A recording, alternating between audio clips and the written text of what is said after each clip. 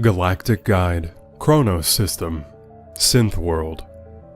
In the outer reaches of the UEE sits the Chronos System, which, since its discovery in 2863, has been shrouded in government secrecy and political controversy. Official government documentation lists the Navy's 18th Battle Fleet, then stationed in the Kellogg system, as the first to make the journey into Chronos upon discovery of the jump point during a routine scan patrol. However, it is worth noting that a recent court case, Contrali versus the UEE, lays a counterclaim that it was Contrali's great-grandfather who discovered the system and reported it to the 18th, but was denied proper credit due to complications involving an outstanding warrant for poaching orms on Zis. Expert historians have chimed in on both sides of the debate, and it as yet remains in the court's hands to decide. Either way, at the time of discovery, the system consisted of a G-type main sequence star, 2 uninhabitable planets huddled near the sun, and nothing else. With its remote location and lack of resources and habitable locations, few thought the UEE would have any interest in the system, so observers were shocked when the UEE quickly claimed Chronos to be restricted for government use and development. When military ships started to frequently enter an empty system, curious members of the public questioned what was really going on in Chronos. For years, theories ranged from the unimaginative doomsday device to the inspired invisible space station. One dedicated conspiracy theorist supposedly even went so far as to stow away on a military vessel bound for the system. When she later claimed that there was nothing hidden there, her inability to uncover anything scandalous infuriated her fellow theorists and only fueled the fire of speculation. The claim was that the only way she would have found absolutely nothing is if there was something to hide, and the government had again silenced the truth.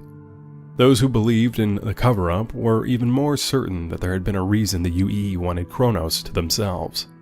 It wasn't until 2872 that Imperator Corbin Salehi stepped forward to formally announce what the government had been working on. Chronos would become the home of Project Archangel, commonly called Synth World, a massive UEE initiative to build a planet. After centuries of rewriting planets with terraforming technology, humanity now set its sights on creating one.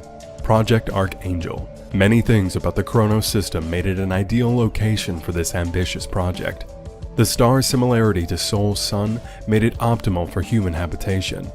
Its 2 planets were desolate rocks, meaning that the massive undertaking would not inconceive any inhabitants, nor would the decades of construction and experiments endanger anyone not associated with the project. The lack of planets outside of Bruder and Schwester allowed the Synth World to be placed at the ideal orbital distance from the star. It had the added benefit of being a relatively remote system, which minimized the chances of unwanted visitors and prying eyes. When the project was announced, it symbolized a future where humanity could create habitable worlds without the risk of harming other species. Haulers made the long trek to take resources into the system, even if profit margins were higher elsewhere. Scholars expounded at length what the success of Archangel could mean to the Empire's future, and civilians in every system excitedly waited for a new world to be born. Yet as the decades passed, the promise of the Synth World seemed to wane along with the public's interest. Despite billions of hours and credits spent, the planet seemed no closer to completion. The project became tainted with corruption scandals and cost overruns, leading some progressive transitionalists to call it a financial vampire that was draining money and resources from more important projects. The Synth World no longer symbolized the future, it was putting it in jeopardy. Today, Chronos sees a minimal amount of traffic.